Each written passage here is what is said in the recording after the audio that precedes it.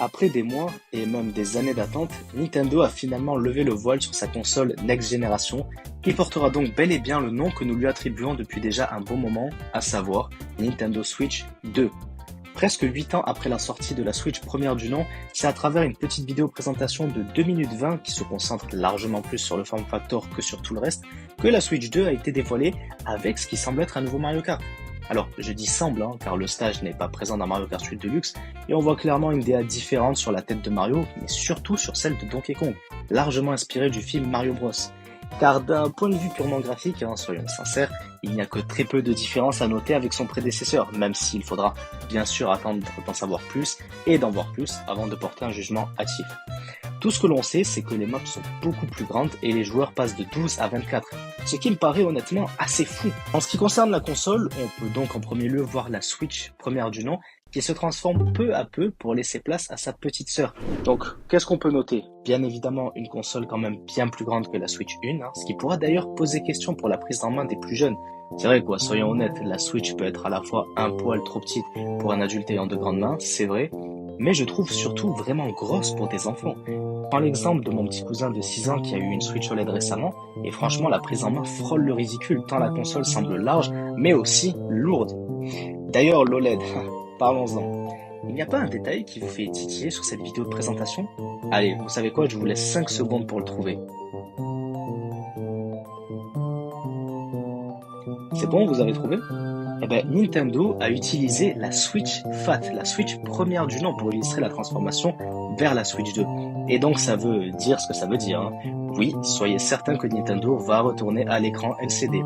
Alors je vous vois déjà arriver certains, oui, je sais qu'il y a de très bons écrans LCD à l'heure actuelle, n'empêche que ça va forcément rester inférieur à la Switch OLED, ce qui est quand même vachement limite pour une nouvelle itération, vous trouvez pas?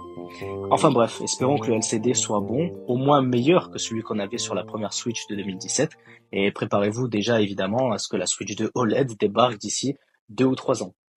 Ce que j'apprécie particulièrement sur cette console, c'est qu'elle fait beaucoup plus premium. Elle est revêtue d'un noir assez sobre, mais pas dénué de couleur pour autant, avec un Joy-Con gauche arborant une pointe de bleu et un Joy-Con droit, lui, orange. Les Joy-Con d'ailleurs, parlons-en, ils seront plus grands, ce qui rendra le gameplay à un Joy-Con par main sûrement plus agréable, même si on va être honnête, personne ne fait ça, sauf sur Mario Party.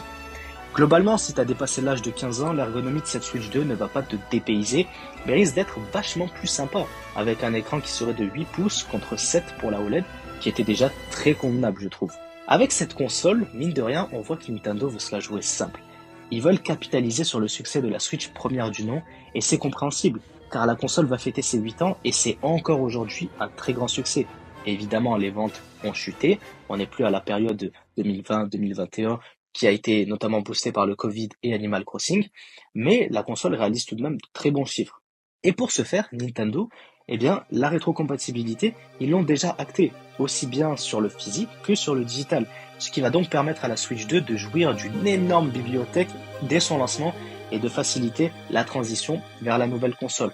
On rappelle également que le Nintendo Switch Online sera également disponible sur cette console, ainsi donc le transfert de compte Nintendo tout simplement. Cependant, force est de constater que depuis l'annonce de cette Switch 2, beaucoup de joueurs semblent inquiets, avec en tête de liste un manque d'innovation flagrant qui est pointé du doigt, et un simple 2 collé sur le logo Nintendo Switch, comme si Nintendo se la jouait PlayStation. D'ailleurs, en parlant de PlayStation, je ne sais pas si vous l'avez vu passer, l'ancien PDG de chez PlayStation, Shuhei Yoshida, a lui-même exprimé sa surprise quant au manque d'innovation de la console. Je vous le cite, il dit ceci. Je pensais que l'annonce de la Switch 2 allait être une révélation plus importante. En fait, j'ai été surpris qu'il n'y ait justement pas eu beaucoup de surprises. La seule pour moi, c'est l'espèce de mode souris qu'ils ont montré. Je me suis dit, comme la Switch 2 sera plus puissante et avec Call of Duty dessus, les gens pourraient y jouer comme avec une souris, mais j'espère que Nintendo saura l'utiliser de manière plus étrange et étonnante. Des idées que les gens n'anticiperont pas. J'espère aussi que la présentation de début avril révélera quelque chose encore tenu secret. Alors, certes, certains diront que c'est plutôt comique venant de l'ancien PDG d'une boîte qui, soyons honnêtes, a surtout mis à jour ses hardware entre chaque génération sans réellement prendre de risques sur l'innovation. Ceci dit, je reste malgré tout persuadé que ce nom était le meilleur possible.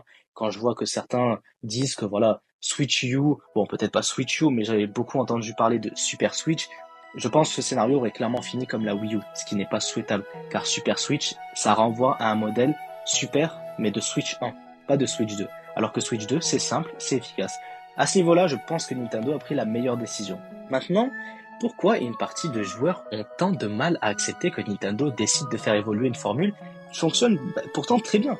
Après tout, encore une fois, n'est-ce pas ce que fait Sony et Microsoft, de simplement améliorer leur hardware de leur console en apportant peut-être une ou deux nouvelles features qui sont en général rapidement oubliées? Tout simplement parce que Nintendo n'est pas PlayStation ni Xbox. Nintendo, c'est l'artisan de l'industrie qui arrive là où personne ne les attend. C'est le cas depuis toujours, mais c'est d'autant plus marqué depuis l'arrivée de la Wii en 2006, où la course à la puissance a clairement été mise de côté pour ne laisser place qu'à un seul mot, l'innovation, encore et toujours. Après avoir enchaîné deux échecs dans le passé avec d'abord la Nintendo 64 vendue à 32 millions d'exemplaires, puis la GameCube qui fait encore pire puisque c'est 21 millions d'exemplaires vendus seulement, le message avec la Wii était clair. La puissance n'a pas d'importance. Ici, on va vous parler d'innovation de gameplay, et dans le cas de la Wii, qui d'ailleurs, pour ceux qui ne le savent pas, n'était au final qu'une GameCube légèrement boostée, ce fut le motion control qui a su directement captiver l'attention et faire décoller la Wii à plus de 100 millions d'exemplaires vendus en 6 ans, dépassant donc de très loin la PS3 et la Xbox 360, pourtant beaucoup plus puissantes. Mais Nintendo a su s'adresser à un public beaucoup plus large avec cette console. La Nintendo DS, elle est arrivée légèrement plus tôt, avec un concept innovant de double écran dont l'un peut être joué avec un stylet. Son format la rendant très transportable et les jeux maison de Nintendo tels que Super Mario Bros et Mario Kart entre autres bien sûr ont fait d'elle la deuxième console la plus vendue de l'histoire puisqu'on parle de 154 millions d'exemplaires écoulés, juste derrière la PlayStation 2 de Sony et ses 160 millions d'unités vendues. En ce qui concerne la 3DS, de son côté, c'est vrai qu'on pourrait dire qu'elle a des airs de DS numéro 2, puisqu'il s'agit d'un form factor très similaire et d'une console rétrocompatible et plus puissante. Mais l'apparition de la 3D sur cette console, mais surtout d'un nouveau joystick, ont fait une grosse différence tout de même. Encore une fois, on voit que l'innovation prime et la 3DS, comme la DS, se retrouve larguée face à la PSP pour la DS et la PS Vita pour la 3DS, qui était bien plus puissante. D'ailleurs, ces innovations ne l'ont pas empêché au final d'avoir des débuts très compliqués, puisque notamment à cause de son prix élevé de 250 € au lancement, une faute qui va d'ailleurs rapidement être corrigée par Nintendo, qui aura permis de sauver les meubles, mais au final, le mal était déjà fait. Malgré un catalogue très très riche pour la 3DS, une multitude de modèles de DS, New 3DS, New 3DS XL, New 2DS XL, et malgré 8 ans d'existence, la 3DS verra son nombre de ventes divisé par 2 face à la DS, et donc tombé à environ 75 millions d'unités écoulées. En ce qui concerne la Wii U, je savais que vous l'attendez, c'est le passage à l'ère HD pour Nintendo.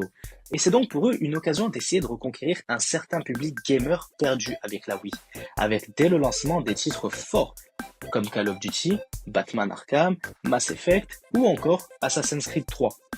N'empêche que là encore, Nintendo mettait surtout en avant le gameplay asymétrique entre le gamepad et la TV. Et enfin, en 2017, est arrivée la Nintendo Switch et son concept ultra communautaire avec ses manettes détachables et bien sûr son hybridité. En gros, ce que j'essaie de vous dire, c'est que depuis la Wii, c'est constamment ce qu'on mettait sur le devant de la scène, les innovations pour justifier les lacunes techniques de ces consoles et l'absence parfois très notable des éditeurs tiers majeurs. Et c'est, selon moi, tout le souci de cette Switch 2. Elle ne pourra désormais plus jouir de cet argument, car même si on parle effectivement de Joy-Con qui pourraient être utilisés comme des souris, cela restera très probablement un gimmick qui sera assez peu utilisé, bien que honnêtement, assez sympathique à voir ce que ça peut donner sur les FPS comme Call of Duty, comme l'a dit le PDG de PlayStation, ou même des jeux de stratégie type Civilization. Je pense que ça peut être sympa, mais au final ça risque quand même d'être une feature un peu à l'image des vibrations HD des Joy-Con et sa caméra infrarouge qu'on a vu sur peut-être 4 ou 5 jeux, notamment le très oubliable One to Switch. Autrement, le form factor reste le même, et c'est normal, en même temps, pour une console portable, on ne peut pas tant innover que ça, c'est pour ça que beaucoup de gens se plaignent du design, mais au final, qu'est-ce que vous auriez voulu que Nintendo fasse? Ils n'allaient pas faire une console circulaire, triangle. Si on part sur une Switch améliorée, voilà, on peut l'agrandir, on peut agrandir les manettes, la rendre plus puissante, mais globalement, on ne peut pas faire de miracle, car c'est un form factor portable. Maintenant, la question qu'on peut légitimement se poser, c'est comment Nintendo peut marketer cette console autrement que par le boost de puissance. En réalité, n'est-ce pas là le principe de faire une 2? La première Switch a apporté cette fraîcheur avec son concept hybride et cela fonctionne très très bien. C'est aussi un peu ce qu'ont fait les iPhones. On a eu la révolution des premiers iPhones et ensuite on a basculé sur des modèles numérotés. qui ont simplement apporté des améliorations techniques sur la puissance, des améliorations de batterie, de visuel avec des écrans notamment plus grands et OLED, ainsi que des fonctionnalités toujours plus pratiques. Alors pourquoi Nintendo ne pourrait pas simplement gommer ce qui est selon moi les deux défauts majeurs de cette console, c'est-à-dire le Joy-Con Drift, auquel on devrait enfin dire adieu grâce à ce qu'on appelle l'effet Hall Effect, qui devrait permettre d'éviter les interactions entre les composants dans les Joy-Con, ce qui notamment causait comme effet que le personnage se déplaçait tout seul à l'écran. Je pense qu'on a tous déjà eu ça au moins une fois. Et puis enfin, en numéro 2, évidemment, la puissance, principale source de frustration des joueurs de Switch 1, dont les jeux les plus récents ne peuvent même pas arriver dessus. Et même les jeux de la génération PS4 Xbox One, qui mine de rien commencent à dater. Je rappelle que ces consoles sont sorties en 2013. Pour contrecarrer cette absence d'innovation, Nintendo n'a donc, selon moi, d'autre choix que de rentrer dans une course à la puissance. Je place des grosses guillemets là-dessus, car la Switch 2 restera une console portable. Inutile d'attendre des specs de PS5, de Xbox Series X, et même la série S, c'est pas sûr du tout. Ce que l'on peut espérer en revanche, c'est ce que certains leaks semblent pointer du doigt, c'est qu'elle soit assez proche d'une série S pour faire tourner tous les jeux de la gêne actuelle, ce qui serait une première depuis l'ère GameCube, car on rappelle que la GameCube est la dernière console de Nintendo qui avait une puissance égale, voire supérieure à la concurrence, et notamment à Sony et sa PS2, ce qui a permis de donner naissance à des jeux cultes comme Resident Evil 4 ou encore Mario Sunshine. Ça va être intéressant de voir comment Nintendo market sa console à ce niveau-là. Ici, on ne parle pas de console égale en puissance brute avec la Switch 2, mais suffisamment récente en termes d'architecture et aidée par les miracles de l'IA avec le DLSS pour atteindre un rendu qui serait proche des générations actuelles. En gros, le fait que la Xbox Series S soit un boulet depuis sa sortie, eh bien au final, ça pourrait fortement profiter à Nintendo pour avoir un soutien des éditeurs tiers massif. Le DLSS, pour ceux qui ne le savent pas et pour résumer la chose simplement, c'est une intelligence artificielle qui permet de partir sur une faible résolution comme du 480p ou du 720p que va proposer la console pour ensuite retravailler l'image et l'upscaler vers une résolution supérieure comme du 1080p, du 1440p, voire même du 4K. Ce n'est pas sans coût sur le processeur, mais c'est largement moins gourmand que proposer du 4K natif. On rappelle que même la PS5 Pro et la Xbox Series X galèrent beaucoup. Ainsi, Nintendo, en voulant perfectionner sa machine phare, devrait donc logiquement s'arranger pour avoir un soutien des éditeurs tiers énorme. Après tout, si des jeux comme The Witcher 3 ou encore Hogwarts Legacy ont très bien marché sur la Switch 1, alors pourquoi ne pas envisager un Elden Ring, Resident Evil 4 Remake, voire même le nouveau Doom The Dark Age, étant donné que Doom 2016 et Doom Eternal sont sur Switch. Personnellement, je mise une grosse pièce sur Doom The Dark Age. Si l'on se réfère au leaker Nate the 8 en plus de ça, qui a visé juste pour le jour d'annonce de la Switch 2, cette dernière accueillerait beaucoup de gros jeux dont FF7 Remake, qui est un jeu PlayStation 4, mais également FF7 Rebirth, qui est sorti en 2024 et qui est lui un jeu exclusif à la PlayStation 5.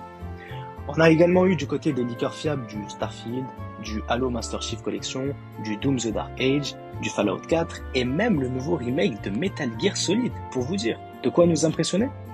Pour ma part, je le répète, je ne vois pas comment Nintendo pourrait marketer sa console autrement que par l'inévitable pouce de puissance.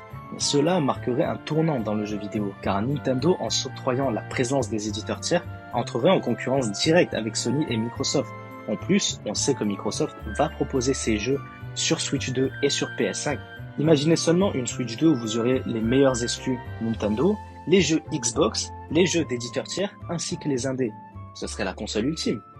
Ceci dit, je dois admettre que voir Nintendo vanter la puissance de son hardware, ça me paraît un peu bizarre, pas vous? Mais bon, on est en 2025, plus rien ne m'étonnerait. Le fait qu'elle s'appelle Switch 2 est déjà une anomalie en soi quand on connaît l'histoire de Nintendo. Ce n'est jamais arrivé auparavant.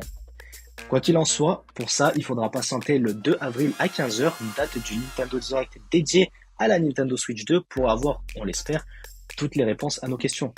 C'était tout pour cette vidéo, j'attends vos retours en commentaire, bien sûr toujours dans le respect et la bienveillance. Je vous invite à vous abonner et à liker si vous passez un bon moment. Et nous, on se dit à très bientôt. Ciao!